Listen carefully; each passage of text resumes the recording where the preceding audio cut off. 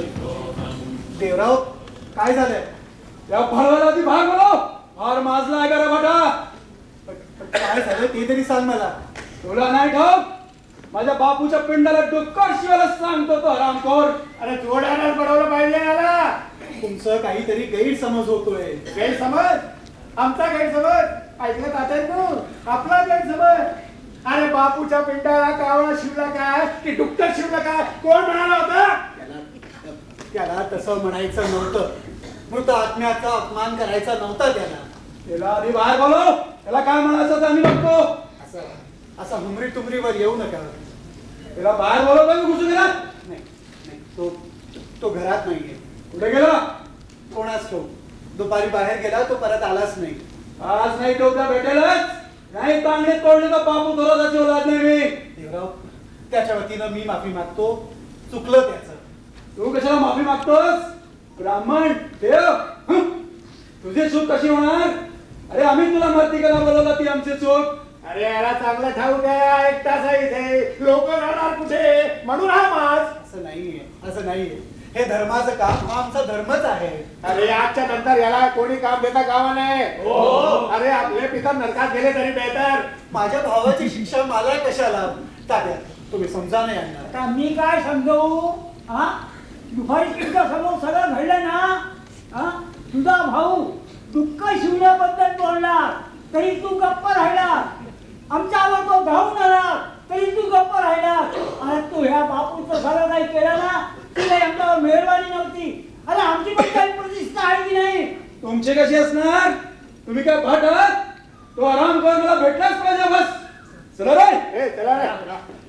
देवराव देवराव थांब. देवराव देवराव थांब. गडू परमेश्वरा परमेश्वरा परमेश्वरा काय मिळतं या वासुदेवला लोकांना दुखावून? हे जर असंच चालत राहिलं ना तर परमेश्वरा.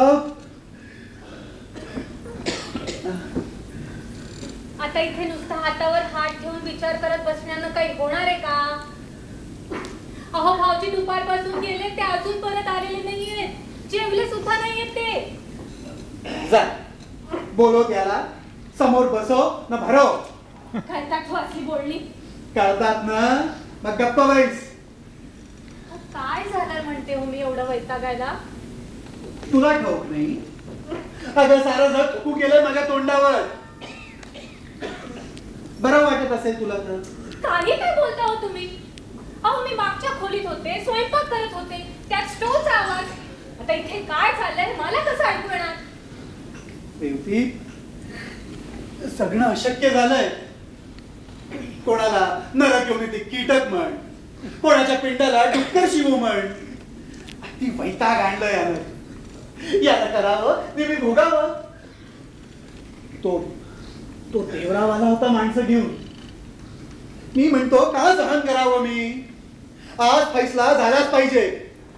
अहो पण असं त्रागा करून काही होणार आहे का? नाही ना. अहो भाऊजींना अजून जबाबदारीची जाणीव नाही ना म्हणून असं वागतात ते. एकदा त्यांच्यावर जबाबदारी टाका आणि मग बघा. एकदा त्यांचं लग्न झालं ना की सगळं सुरळीत होईल. त्याची इतकी बाजू घेऊ नये. तो तुझ्या बहिणीशी लग्न करेल असं वाटतंय का तुला? त्यांनी करू नये असं काय कमी आहे हो तिच्यात? अहो छान गोरीपान नाकी डोळी नीटस लाखात एक नक्षत्र आहे माझी बहीण. पण हा दगड आहे ना. संसार करणं म्हणजे चेष्टा आहे का? लग्न करून बायकोला घरी आणणार. मग भांडण झाली की निघून जाईल घराच्या बाहेर. मग ती शोधत फिरणार माझा नवरा कुठे गेला म्हणत. मी काही जबरदस्ती नाही हो करीत की कसंही करून माझ्या बहिणीला वासुदेवांसाठी मागास म्हणून. तिला काय एक सोडून 10 स्थळ मिळतील. तुझं हे असंच असतं. मी खरं बोललो की तुला राग येतं. अगं भांडण हे कोणत्या घरात होत नाही. पण याला रात्र व्हायला आलीये पण याचा काही पत्ताच नाही. तुमचं मगाशी नाही तरी चुकलंच. हा तुम्ही त्यांच्यावर हात उगारायला नकोच होता म्हणून. त्यानं काय मान ठेवलं माझा? परका बोलला नसता इतका टाकून बोलला तो मला. कावळा म्हणाला तो मला. हो बाहेरची लोक तुमचं वाटते तसा अपमान करतात आणि तुम्ही काहीच बोलत नाही ना म्हणून वैतागून बोलून गेलेत होते. तुम्ही नका हो मनाला लावून घेऊ. अहो तसे भाऊजी फार चांगले आहेत हो. या घरासाठी कमी का करतात? मधून खूप शिकावं म्हणून किती धडपडतात, त्याचा अभ्यास घेतात. मधूची खूप काळजी असते हो त्यांना. जावं जा, तुम्ही त्यांना शोधून घेऊन या. अहो सकाळपासून काही खाल्लं सुद्धा नाही हो त्यांनी. मी काय मेजवान्या जोडले आहेत? हे रेवती, माझं दुःख मलाच माहित आहे. त्या वेदांत शास्त्राच्या आईचं देह एकसारखं माझ्या नजरेसमोर येत आहे. मला सद्गती दे असं म्हणतोय.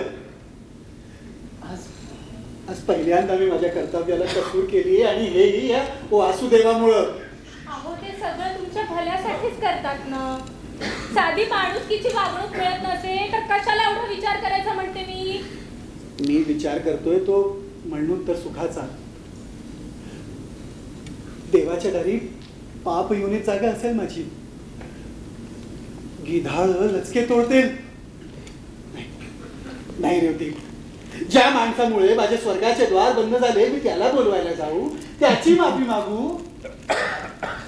तो आला किंवा नाही आला मला फरक पडत नाही. हो ना, मग जा, जेवा आणि झोपा. आई, कुठे गेला होतास तू? मित्राकडे वही आणायला गणिताची. मित्राची वही आणून अभ्यास करतो? ही माझीच आहे. इतका काही ठेव नाहीये हा माझा मधू. काय नाव आहे तुझ्या मित्राचं? नानू. नानू म्हणजे तो नारायण टिळकांचा मुलगा? हो तोच तो. अहो याच्याच वर्गात आहे. आणि नानूची आई सुद्धा सांगत होती की नानूला अजिबात गणित येत नाहीत म्हणून. नेहमी भोपळा मिळतो त्याला. रेवती, मी आलोच. आता कुठे निघालात? जेवताय ना? एक तास जेवलो त्या स्वर्गात देखील सुख नाही मिळणार मला. माझ्या सुखाच्यासाठी धडपडणाऱ्या भावाला शोधून आणतो मी. मगाशी मारे. रेवती, जा लवकर या हा. जा.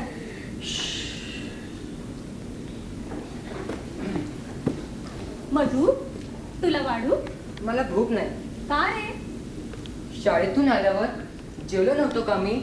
शिवाय नानूकडे आता चहाही घेतला. काय झालं रे तुझ्या पायाला? काय नाही ग? नाही कसा दाखव. अरे केवढा पूर आलाय. कशाला रे? चहा सोडला. वेंधळ्यातच नीट पिता येत नव्हता? अगं कपाला कानच नव्हता धरायला. चटका बसला, कप निसटला, चहा पायावर सांडला. अरे लहान मुलांना चहा कसा द्यावा हेही कळत नाही या लोकांना.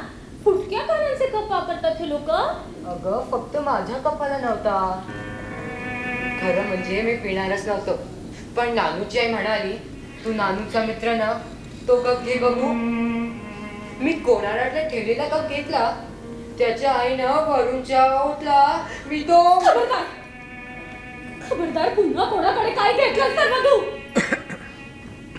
आई ते कसे पण चांगले आहे.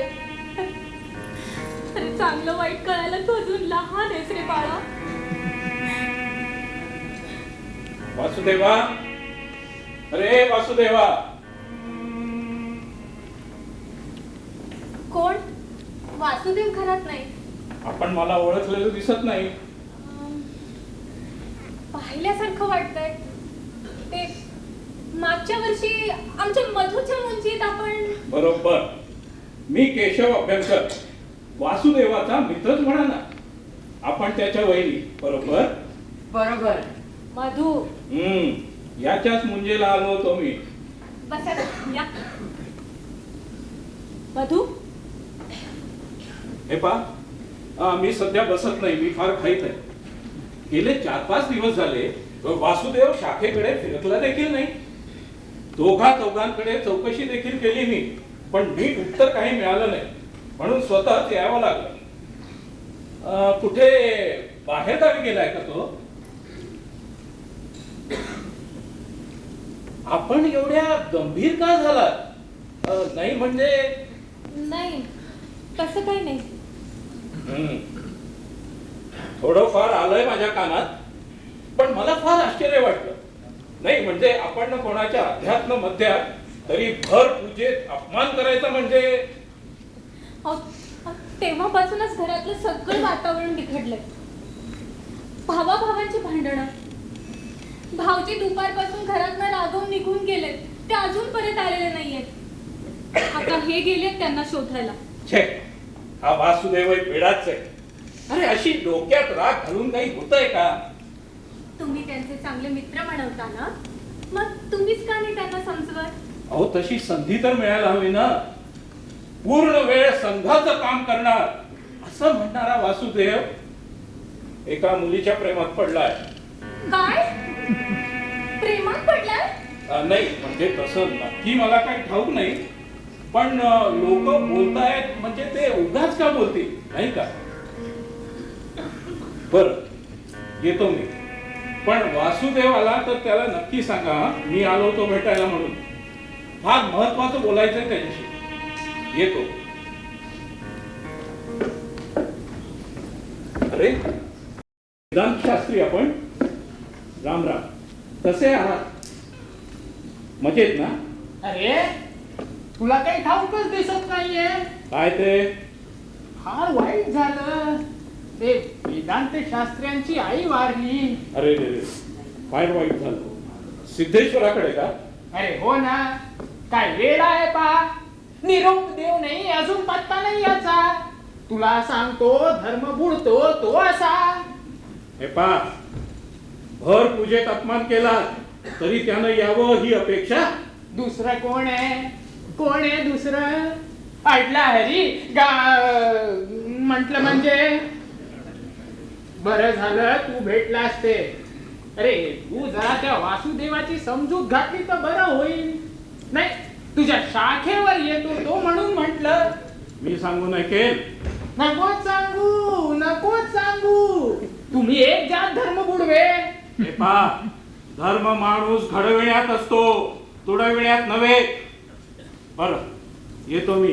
अंत्यसंस्काराच्या वेळेस पोहोचतो.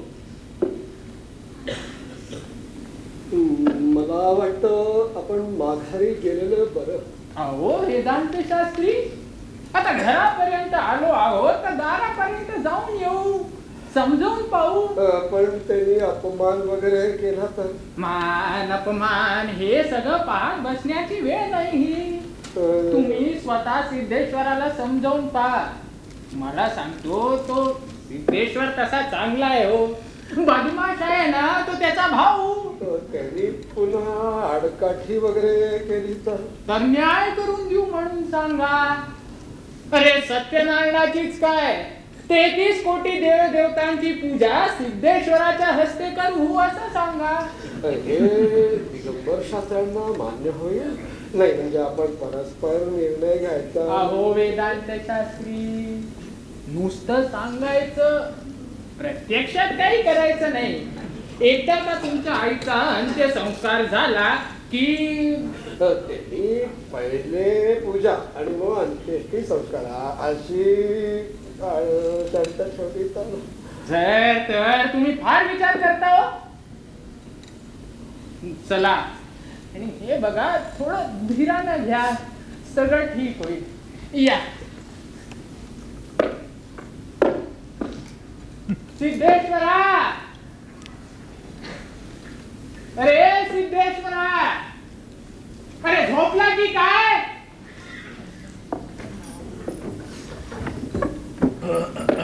तुम्ही पुन्हा इथं आणि कशाला जोरजोराने ओरडताय? झोपमोड होईल माझ्या मुलाची. सिद्धेश्वराला म्हणावं आम्ही आलोय. कशाला? मडा पोचवायला? जरा लाज नाही वाटत तुम्हाला? रेवती, अरे वाटेल ते काय बोलतीये? अरे तुझ्या वडिलांसारखं आहे मी म्हटलं म्हणजे. तेवढी लायकी तरी आहे का रे तुझी? हे घेतून वाटेल ते नाही बोलायचं. जी माझ्याही तोंडात आहे. माझा तोंड गेला ना तर शांत व्हा शास्त्री, शांत व्हा. तरी मी तुम्हाला सांगत होतो आपण माघारी जाऊ. झाला ना अपमान? तुम्ही तुमचा आता करूनच घेतला, माझा पण करून घेतला आणि तो पण एका स्त्रीकडून. अरे नुसती स्त्री नव्हे, किवंत स्त्री. जा निघा इथून. चालते बा. खरं सांगू ढगू शास्त्री, या सगळ्या गोष्टीला दिगंबर शास्त्रीच कारणीभूत आहे. अरे एका स्त्रीकडून अपमान, या वेदांत शास्त्राचा.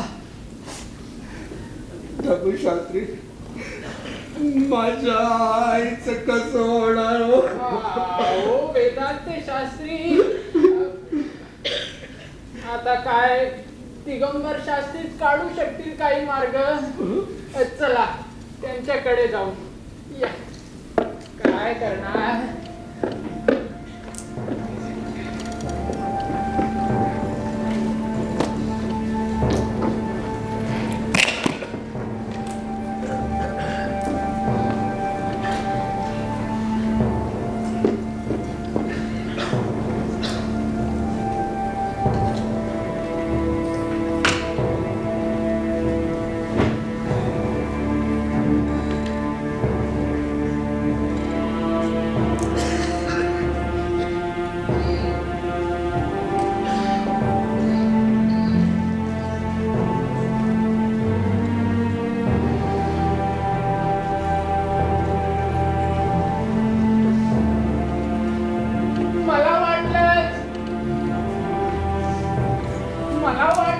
आपण घरीच भेटाल म्हणून. सगळी तयारी झाली. अरे वेदांत शास्त्री, आपण तुमचं दुःख खरंच अपार आहे.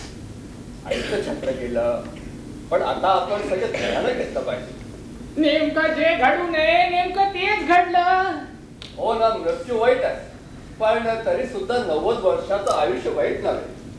त्याशिवाय मृत्यूशय्येवर हाल हाल म्हणण्यापेक्षा असं मरण केव्हाही चांगलं. चला निघायचं ना. त्याचं काय आहे दिगंबर शास्त्री. तुम्ही फार बरा केला यांना इथे घेऊन आला. त्या वातावरणात अगदी गुदमरल्यासारखं झालं असणार. अरे तुम्ही उभे का? बसा ना. या, बसा.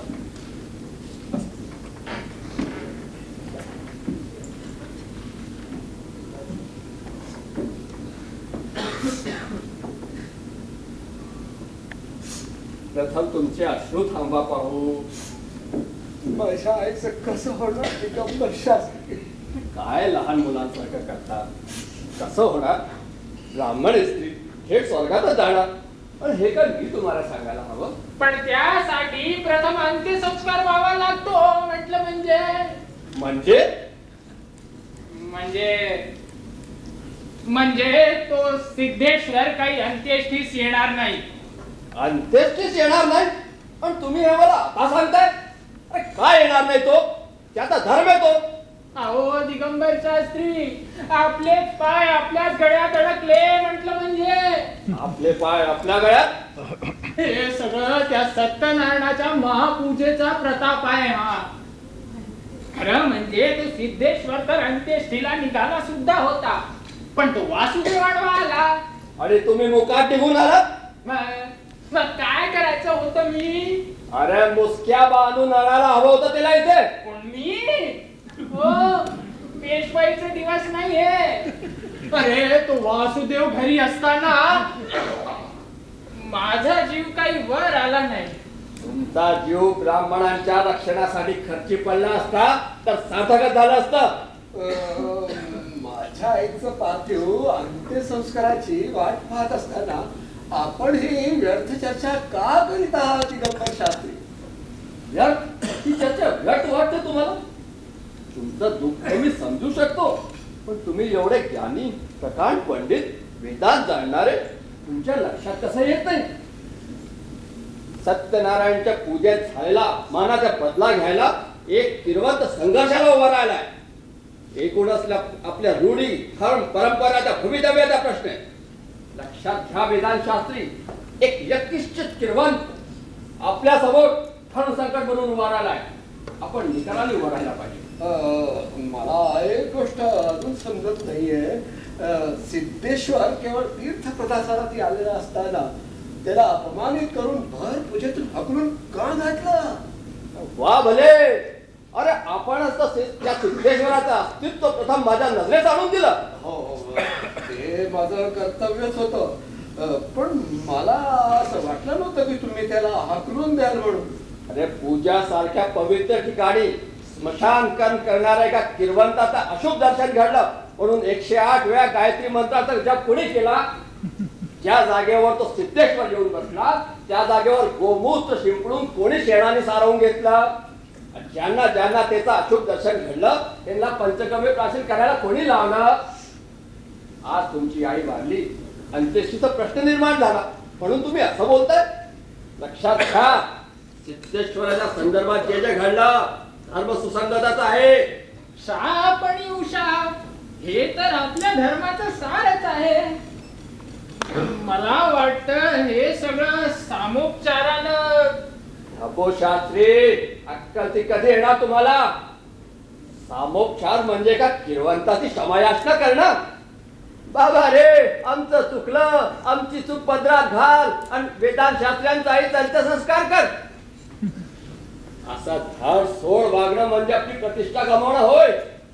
आपल्यातलेच काही लोक, स्पष्ट म्हटलं तर केशव अभ्यंकर सारखे लोक सर्व हिंदू एक म्हणत वेळाचार करीत आहे, सर्व हिंदू जात्या गोळा करीत आहे. हे ब्राह्मण धर्माला मुळीच मान्य नाही आणि म्हणूनच आपण गोरक्षा सेवा संघ रथ घेतलाय. ते सगळं ठीक आहे दिगंबर शास्त्री, पण माझ्या आईचा आपण त्यावरच विचार करीत आहोत. दबू शास्त्री, तुम्ही मगाशी म्हणालात सिद्धेश्वर अंत्येष्टीसाठी निघाला होता पण वासुदेव वाढवाला. म्हणजे आपली खरी समस्या सिद्धेश्वर नाहीच तर तो वासुदेव आहे. प्रथम बंदोबस्त त्या वासुदेवाचा करायला हवा. त्याचा बंदोबस्त होईपर्यंत माझ्या आईचं प्रेम मी काय घरात सडवट? अरे प्रसंग काय, चर्चा काय? योग्य तीच करतोय मी. असाच प्रसंग होता की बहु ना याच्यापेक्षा दुःख आहे. शास्त्री, आपल्या संस्कृतीचे सोनेरी दिवस आठवा. एकदा एका ब्राह्मणाचा मुलगा अचानक वारला, अगदी हसता खेळता. मुलाच्या मृत्यूमुळे ब्राह्मण आणि त्याची बायको अगदी व्याकुळ झाली. घोर पाप घडल्यास किंवा असं होणं शक्य नाही या विचाराने तो त्याचं कारण शोधू लागला. ते काय? तो एक किरवंत, शूद्र किरवंत जंगलामध्ये तपस्या करताना आढळला. त्याबरोबरच त्याने आपल्या मुलाचं प्रेत घेऊन राजाकडे गेला. असा राजा लाभणं देखील प्रजेचं भाग्य होय. पत्नीवरचा लोकसंशय असह्य होऊन त्यानं आपल्या गर्भात पत्नीला सुद्धा अरण्यात सोडून दिलं. ते प्रभू रामचंद्र,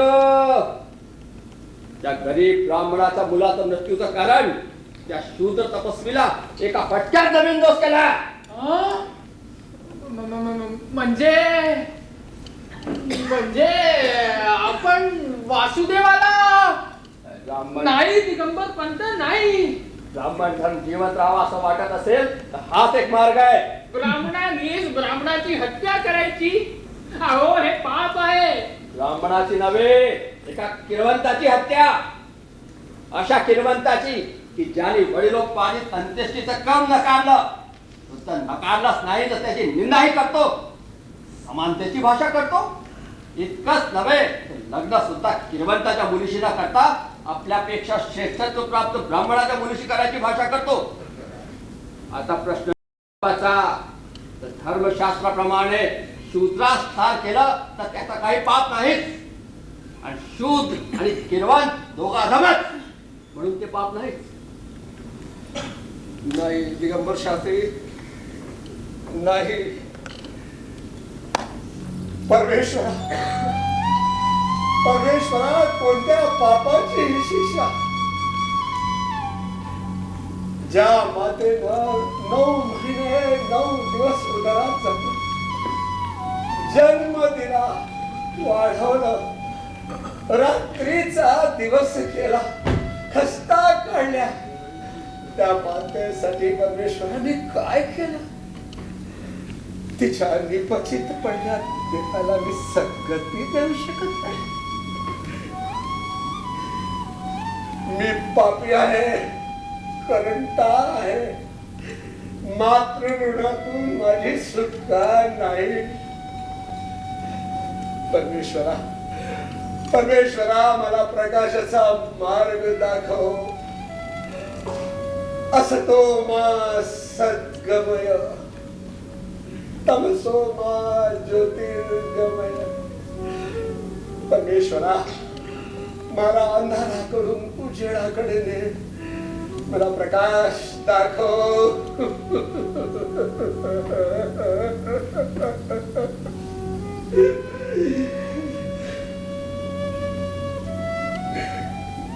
दिगंबर शास्त्री, माझा निर्णय झालाय. गरज नाही मला त्या सिद्धेश्वराची या कोणाची. माझा आईचा अंत्येष्टी संस्कार मीच करणार. वेदांत शास्त्री, तुमचं डोकं बिकं फिरलंय की काय? एका वेद पंडितांनी अंत्येष्टी सारखा कर्म करायचं? लोक काय म्हणतील? समाजातील तुमचं स्थान अगदी मातीमोल होणार. नाही होणार.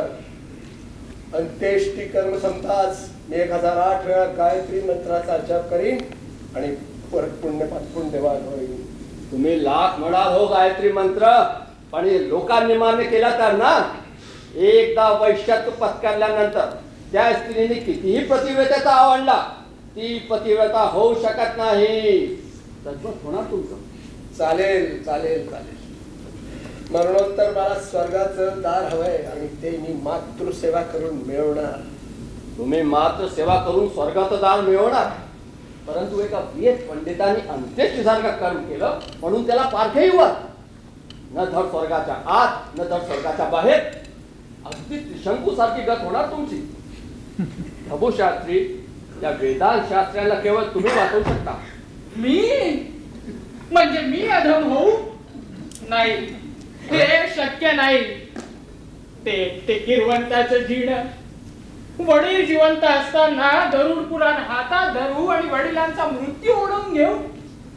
अंत्येष्टी सारखं अधम कर्म करून अंगावर खरूच करून घेऊ?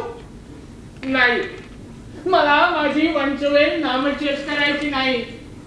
माझ्या मुलांकडे कुणीही तुच्छतेनं पाहिलेला मला सहन होणार नाही. आता या क्षणी तुम्ही त्या वासुदेवाच्या ऐवजी माझी हत्या केली तरी ते नीच काम मी करणार नाही. म्हणजे ते कर्म मी करावा असं वाटतं की काय तुम्हाला? अरे वेदांत शास्त्री आपले धर्माचे मानबिंदू म्हणून म्हटलं तुम्हाला. यांचा सन्मान आपण ठेवायचा नाही तर कोणी. इथे तर धर्मच रसा द्यायला जायची वेळ आली. तुमची वेदना समजती मला दिगंबर शास्त्री, पण डबू शास्त्रांचंही काही चुकलं नाही. आता धर्माचा पाया परत बांधायला जात धर्मच उरणार नाही. आणि या क्षणी माझा धर्म पाळणं हे श्रेयस्कर. अंत्येष्टी कर्म मीच करणार. लोकांनी मला अधम ठरवलं ठरवू द्या, प्रेत करत्या म्हटलं म्हणू द्या, वाळीत टाकलं टाकू द्या. आम्हा वेदांत शास्त्री, तुम्हाला वाईट टाकणं हे मला मुळीच मान्य नाही. ज्या किरवंतांनी तुमच्या आईचा संस्कार नकारला त्या सिद्धेश्वराचा खरंच आपण वाईट टाकलं पाहिजे. यापुढे त्याला एकही अंत्येष्टीचं काम मिळता कामा नाही. हे कसं शक्य आहे? शक्य आहे. एकदा पोटाला चटके बसू लागले की तो सिद्धेश्वर अगदी सुतासारखा सरळ होणार. इतकंच नव्हे तर त्याचा भाऊ वासुदेव सुद्धा लाचार होऊन आपल्या पायाशी येणार. अरे वा वा वा दिगंबर पंत, अहो तुमचं हे बोलणं ऐकून स्वर्गातले देव देखील खुश झाले असतील बघा. हे सगळं ठीक आहे, पण माझ्या आईचा नका. तुमच्या आईचा अंत्यसंस्कार वाडीचे किरवंत गोकर्ण शास्त्री करतील. गोकर्ण शास्त्री? तो वाडीचा गोकर्ण शास्त्री? अरे कमरेत लाथ घातली पाहिजे त्याच्या. खरं म्हणजे अंत्येष्टी तर स्वर्गात जाण्याचं पुण्य कर्म, पण तो हरामखोर पैसे घेतल्याशिवाय स्मशानात पाय देखील ठेवायचा नाही. प्रभू शास्त्री, तुम्ही जे काही सांगताय ठाऊक आहे मला. आणि तरीही आपण होय, कारण या क्षणी सगळ्याच गोष्टी आपल्या हातात नाही. तुम्ही आत्ताच्या आत्ता निघा. गोकर्ण शास्त्रांना माझा निरोप द्या. म्हणावं मी बोलवलंय. या. बरं. दिगंबर शास्त्री, जेव्हा जेव्हा धर्म संकटात येतो तेव्हा तेव्हा शास्त्रात मी करतो, पण पण आज जेव्हा मी स्वतः संकटात सापडलो आहे तर मी फक्त नावाचा वेदांत शास्त्री होतो. या पदाचे खरे मानकरी तुम्ही आहात दिगंबर शास्त्री, तुम्ही आहात.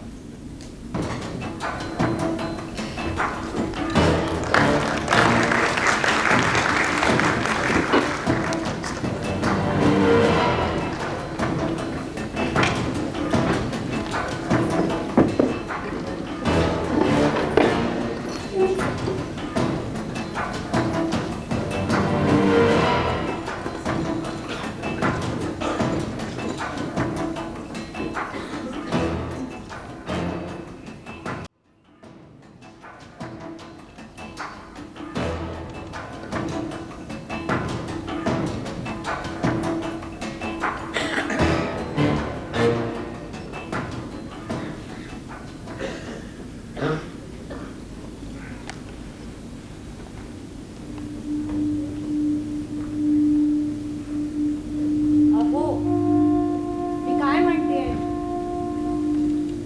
हे सोवळं ओसरायला आलंय आता. शिवून शिवून किती दिवस वापरणार ते? जरा नवीन घ्यावं म्हणते मी.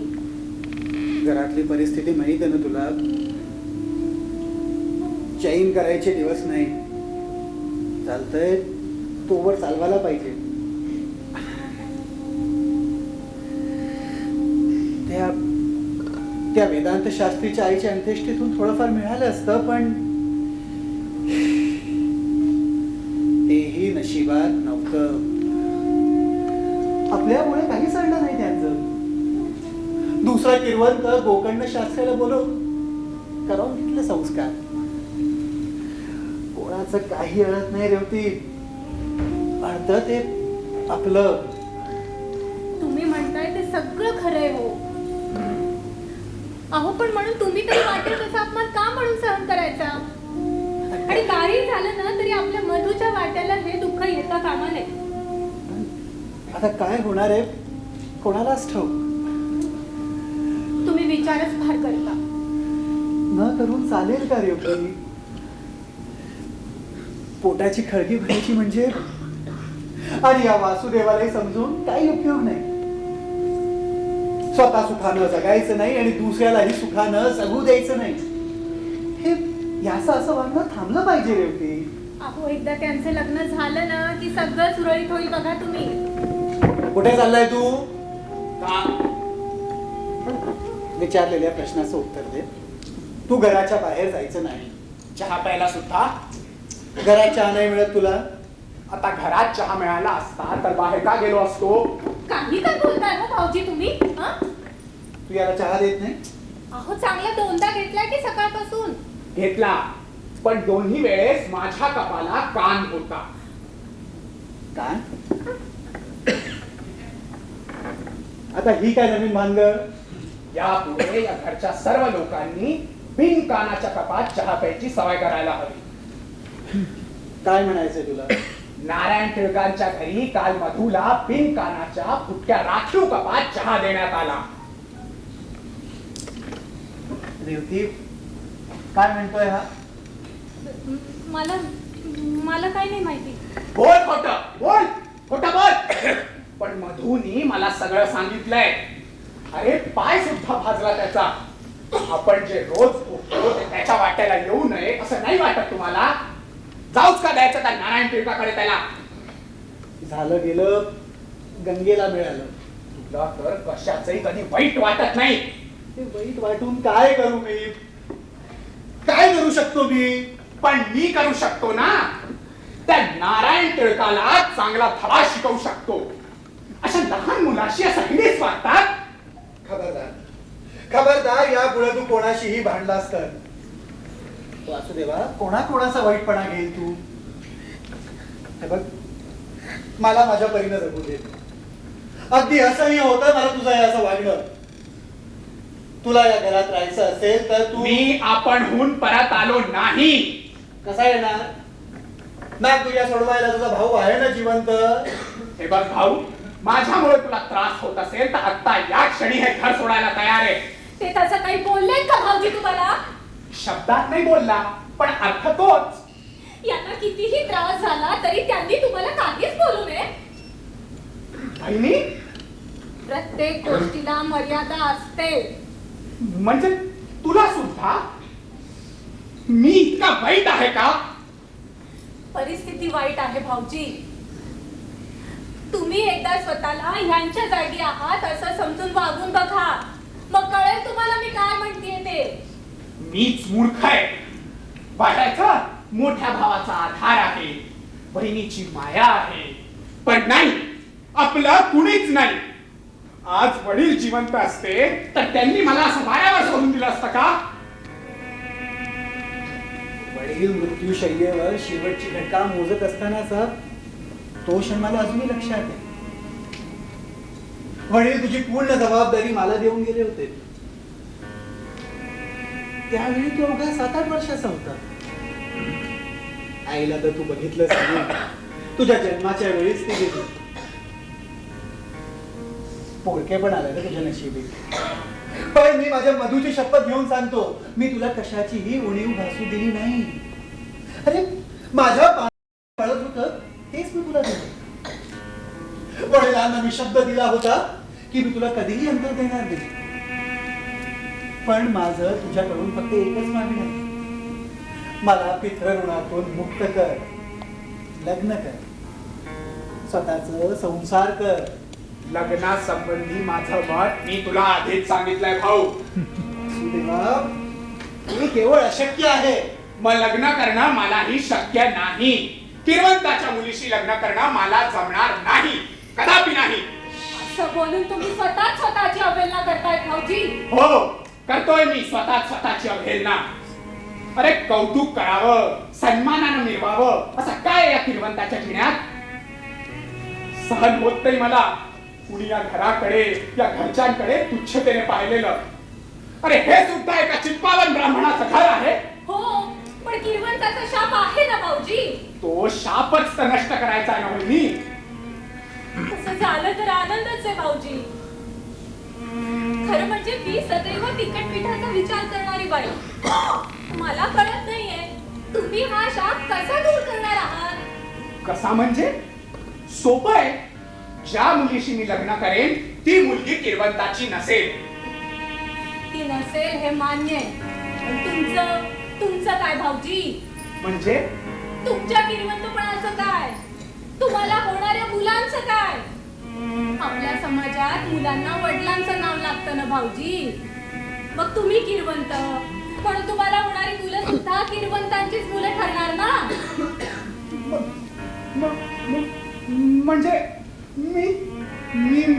मला बहिणी. हो भाऊजी, मी याचा कधी विचारच केला नाही. म्हणजे मला हे सगळं कधी समजलंच नाही.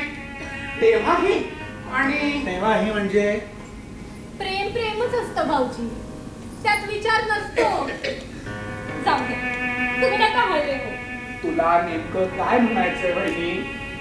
प्रेम आंधळच असतं भाऊजी. ते मागचा पुढचा कसलाच विचार करत नसतं. तू असं कोड्यात काय बोलते? कारण भाऊजीच आता मनात कोडं वाटू लागले. कोडं वाटणारच.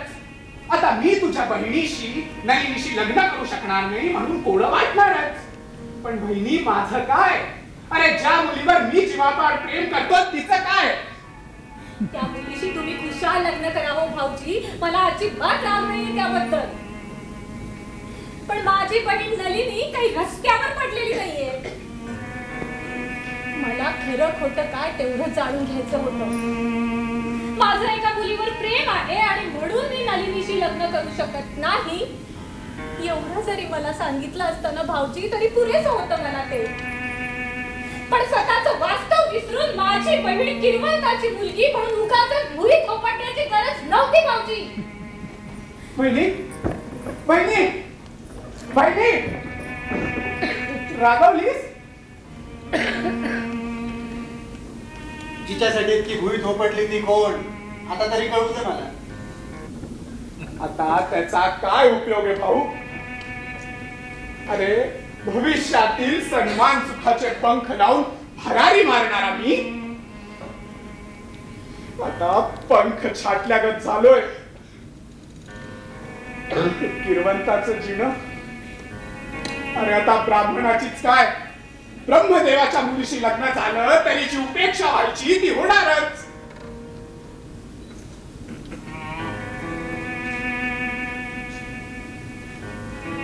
आता यावर उपाय एकच,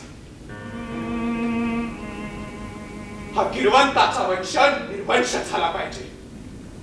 यापुढे एकही फूल फुलता नये. वासुदेवा, जीवनाचं वास्तव मला आज समजलं भाऊ.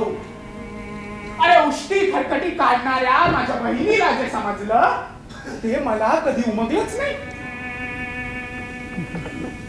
हा किरवंताचा वंश निर्वंश झालाच पाहिजे. माझा निर्णय झालाय भाऊ, मी मुळी लग्नच करणार नाही, कधीच नाही. अहो जरा वाण्याकडे जाऊया, सामान घेऊन या. मला ना स्वयंपाकाला उशीर होतो. हे घ्या, हे बघ, हळद, गोडे तेल आणि मीठ घेऊन या हा. आणि जरा लवकर या हा. भाऊ तू थांब, मी घेऊन येतो.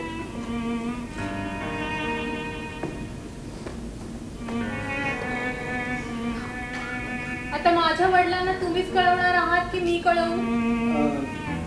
आपण आणखीन राहू दे, मला वाटते मलाच कळवावं लागेल.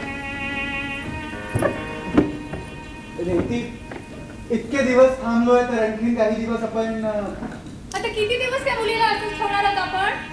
आणि यांची वाट पाहण्यात तरी काही अर्थ आहे का आता? अहो येणारं एखादं चांगलं स्थळ सुद्धा निघून जाईल हातून. तरी पण आपण काही नको, मी उद्याच कळवते वडिलांना वासुदेवांचा नकार.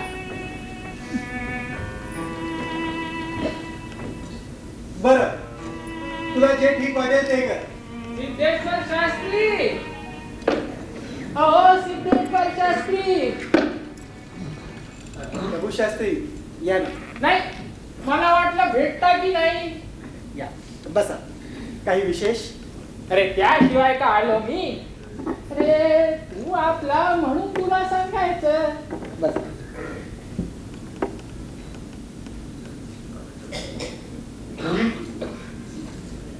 हा वासुदेव कुठे दिसत नाही? तो बाहेर गेलाय, काही काम होतं त्याच्याकडे. अरे माझं काय काम असणार आहे त्याच्याकडे? लेकाचा स्वतः काही काम करत नाही, चार पैसे काही कमवत नाही. बर कोणी दुसरं कमवत असेल तर त्यातही विघ्न आणायचं. आणलं विघ्न म्हणून काय त्या वेदांत शास्त्रांच्या आईचा अंत्यसंस्कार व्हायचा तो काही राहिला का? तीच तर कायमची खंत आहे माझ्या मनात. अरे तू विचारी म्हणून तू हे बोलतोस तरी, पण तुझ्या भावाला आहे काही? तू पण मूर्खच. जे व्हायचं होतं ते झालं. अरे पोटाला चटके बसतील ना तेव्हा कळेल तुला.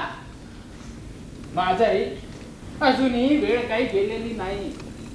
त्या दिगंबर शास्त्रांच्या पायावर डोकं ठेव आणि माफी मागून घे. आधीच त्या वेदांत शास्त्रांच्या आईचा अंत्यसंस्काराचं किती नुकसान झालंय तुझा ठाऊक नाही तुला.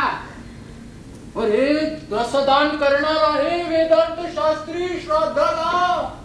छत्री, सोन्याची अंगठी, तांब्याची भांडी, भोजन, वस्त्र, तूप, भोजनाची भांडी. इतके वर्ष झाले अंत्येष्टी कर्म करतोय, एका प्रेताचं कधी मिळालं एवढं? कोण कुठला तो लेकाचा गोकर्ण शास्त्री सगळं त्याच्या घशात जाणार. अरे होऊ शकतं पुढे गावातली लोक त्यालाच बोलवतील अंत्येष्टीला. मग रे तू काय करणार? अरे उत्पन्न तर जाईल, म्हणून तर पाप येऊन जाशील ते वेगळं. अरे तुला सांगतो, त्या वेदांत शास्त्रांच्या आईला अग्नी देताना इतकं अकल्पित घडलं. अरे चिता जळून राख झाली, पण माऊलीची कवटी काही करे फुटे ना. काय? कवटी नाही फुटली? कशी फुटणार? कशी फुटणार? त्या अंत्येष्टीचा खरा मानकरी तू. हे काय त्या प्रेतात्म्यास कायल्याशिवाय राहील? आता प्रेतात्मा कवटीचा जाऊन बसल्यावर कशी फुटणार कवटी? म्हणूनच त्या माऊलीचं देह एकसारखं माझ्या नजरेसमोर येतोय, मला सद्गती दे असं म्हणतोय. खरंच मी माझ्या कर्तव्याला कसूर केली. फार मोठं पावतार माझ्या हातून. अरे मला तर वेगळीच भीती वाटू लागलीये.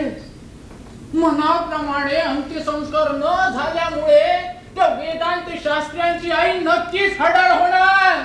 अरे तुझ्या बरोबर साऱ्या गावाला छळणार ती. देवा, कोणत्या बाबाची शिक्षा ही? अरे माझं आई, तू प्रायश्चित घे आणि मोकळा हो या संकटातून.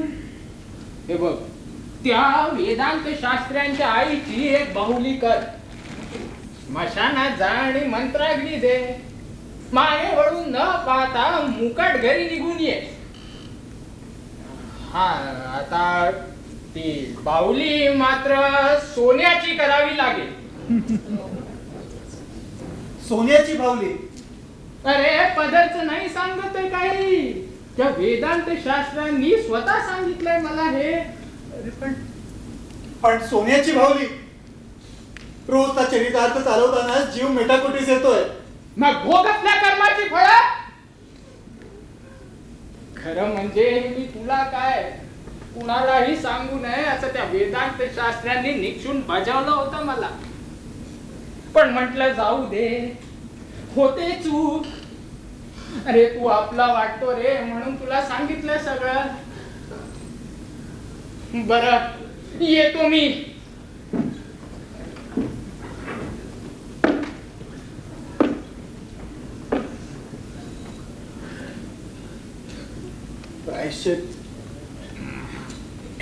प्रायश्चित घेतलंच पाहिजे,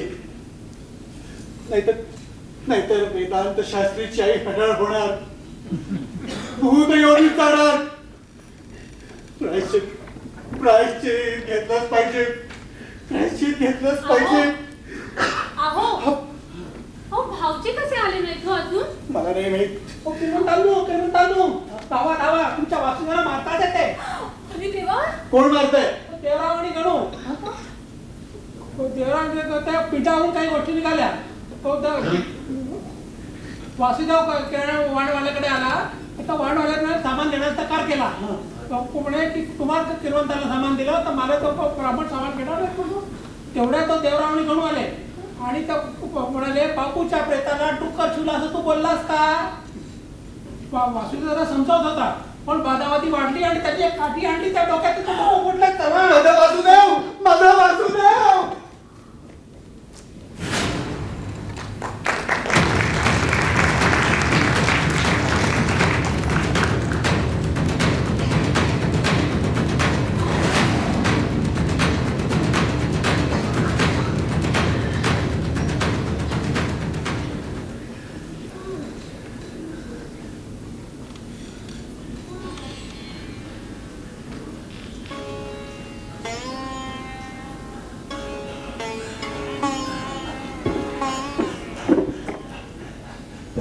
किती किती किती किती मनमोहक. सकाळच्या सुरावरील नुपुराची रुणझुण तळापर्यंत लईत माझ्या मनाची पाकळी पाकळी मोहरून निघते.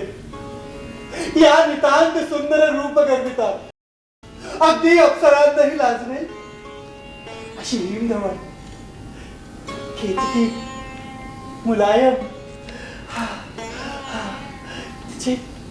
तिचे हे नाजूक मुलायम केतकी हात. सोड मला, सोड मला, सोड सोड सोड मला,